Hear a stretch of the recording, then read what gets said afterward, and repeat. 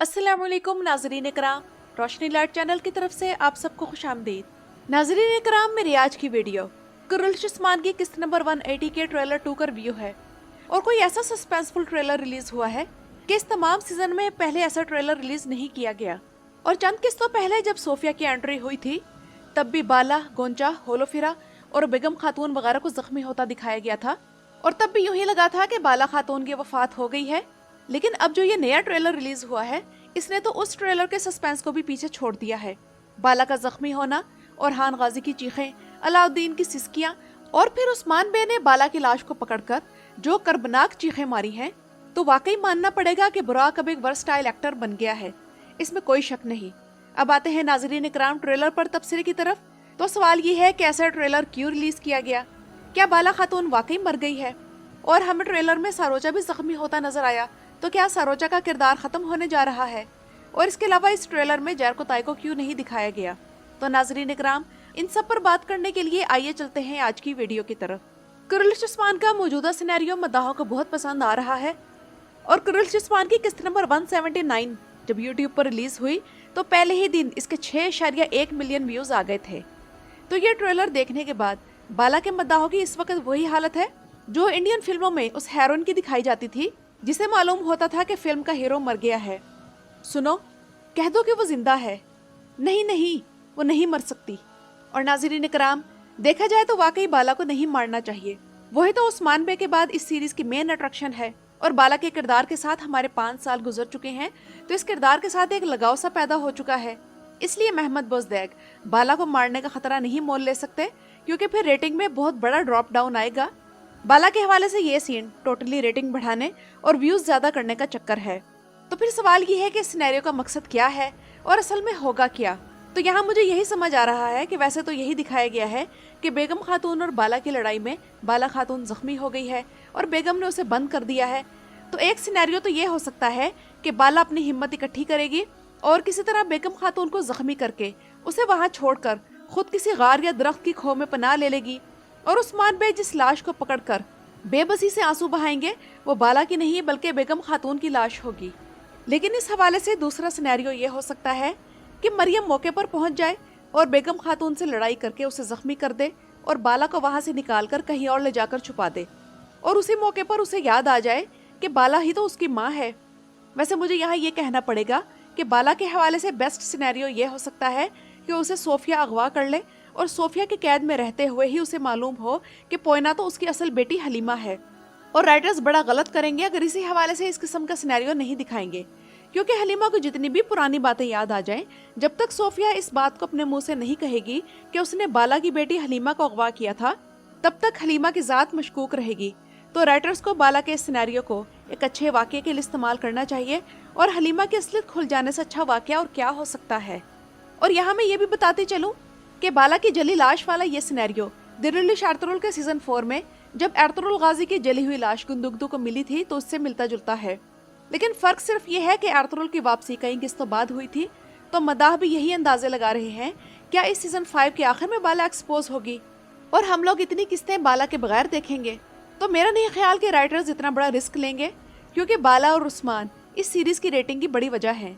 तो मेरे ख्याल में बाला किस्त नंबर 181 में ही वापस आ जाएगी, मगर नए कॉस्ट्यूम के साथ, बजाय इसके कि सीजन के आखिर में उसे लाएं।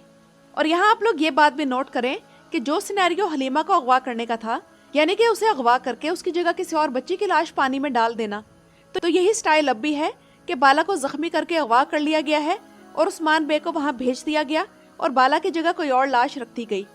अब ये लाश किसकी है और बाला को अगवा किसने किया? सोफिया ने, हलीमा ने या फिर बेगम खातून ने? तो ये देखना बाकी है। और वैसे इस हवाले से अगर दोनों ट्रेलर सामने रखे जाएं तो फिर पिक्चर कुछ यूं बनती है कि बाला और मरियम जब सोफिया के ट्रैप में आ जाएंगे, जैसा कि हमने पहले ट्रेलर में देखा था, तो उन दोनों को कबीले ले जाया जाएगा। वहां से बाला किसी तरह जैर कोताई या आयशा की मदद से भागने में कामयाब हो जाएगी और शायद उसके साथ हलीमा और गाजी आल भी होंगे। लेकिन बेगम खातून जो कि बाला का पीछा कर रही होगी वो बाला को तीर मारेगी, जिसके बाद जख्मी बाला को वहां से ले जाकर उसकी जगह किसी की लाश रखकर उस जगह को जला दिया जाएगा और फिर उस्मान बे को किसी तरह खबर दी जाएगी कि बाला वहां मौजूद है। और जब उस्मान बे मंगोलों को हराकर सोत पर दोबारा कब्जा कर लेंगे तो उसके बाद वो उस जगह पर पहुंचेंगे जहां आग लगी हुई थी तब वहाँ उन्हें वो जली लाश नजर आएगी। और नाज़रीन इकराम, सिनेरियो जो भी हो, उस सीन में उस्मान बे की अदाकारी देखने के लायक होगी। इसके अलावा जहर कोताय इस ट्रेलर में नहीं दिखाया गया और पिछले ट्रेलर के मुताबिक इसे खंजर मार दिया गया था और खंजर मारने वाला उसका भाई आलतुगा था। और चूंकि अगली किस्तों में मंगोल इस सीरीज से जा रहे हैं, तो जाहिर सी बात है कि या तो आलतुगा कहीं भाग जाएगा या फिर उलुगान के साथ ही मारा जाएगा। इस तरह जहर कोताय के भाई वाला सिनेरियो भी खत्म हो जाएगा और उलुगान का भी। और जब उलुगान का किरदार इस सीरीज में एंटर हुआ था, तभी मैंने इस किरदार के बारे में आप लोगों को बता दिया था कि ये इस सीरीज में मेहमान अदाकार है और सिर्फ चंद किस्तों तक ही रहेगा, क्योंकि ड्रामे के शुरू में अदाकारों के जो नाम आते हैं तो इसमें इसके असल नाम के साथ मेहमान अदाकार लिखा हुआ था। तो चलो, उलुगान तो चंद किस्तों का मेहमान था, लेकिन मंगोलों के साथ जहर कोताय के भाई को लाने की क्या जरूरत थी? क्या सिर्फ चंद किस्तों का टाइम पूरा करने के लिए? क्योंकि नाज़रीन इकराम, अगर देखा जाए तो आलतुगा के किरदार के आने से इस ड्रामे की वैल्यू में कोई इजाफा नहीं हुआ और न ही जहर कोताय के किरदार में कोई तब्दीली आई है। इसके अलावा हमें आलतुगा के किरदार की भी कोई कैरेक्टर डेवलपमेंट नहीं दिखाई गई और अगर उसे मार दिया गया तो इससे यही साबित होगा कि ये टाइम पास किरदार था। अलबत्ता जहर कोताय के किरदार के बारे में अभी तक कंफर्म नहीं कि ये किरदार रहेगा या फिर इस सीरीज से जाएगा। लेकिन अगर महमद बोज़दैक चाहते हैं कि मंगोलों के साथ इस जंग में उस्मान बे के किसी एक साथी की ट्रेजिक मौत दिखाई जाए, तो वो जहर कोताय हो सकता है। जिस तरह सीजन 4 में जब नाइमान का सिनेरियो चल रहा था, तब मंगोलों से लड़ते हुए तुर्गुत बे के करीबी साथी को खत्म किया गया था। और इसी तरह सीजन 3 में जब मंगोल आए थे, तब उस्मान बे के करीबी साथी गोकतुक की शहादत हुई थी। इसका मतलब ये है कि जब भी मंगोल आते हैं तो उस्मान बे के किसी करीबी साथी की जान लेकर ही उस्मान बे की जान छोड़ते हैं। और वैसे तो हमें इस ट्रेलर में सरोजा को भी कई तीर लगते दिखाए गए, जिससे ये लगता है कि सरोजा का किरदार अगर इस सीरीज से निकल जाएगा तभी एक और नए किरदार के आने की जगह बनेगी। लेकिन नाज़रीन इकराम, अगर इसका सिनेरियो आगे भी कंटिन्यू रखना है तो इससे ज्यादा तीर तो आप लोग याद करें कि गोकतुक को लगे थे, लेकिन फिर भी वो बच गया था। तो सरोजा को तो फिर भी 2 तीर लगे हैं और वो भी सिर्फ बाजू पर।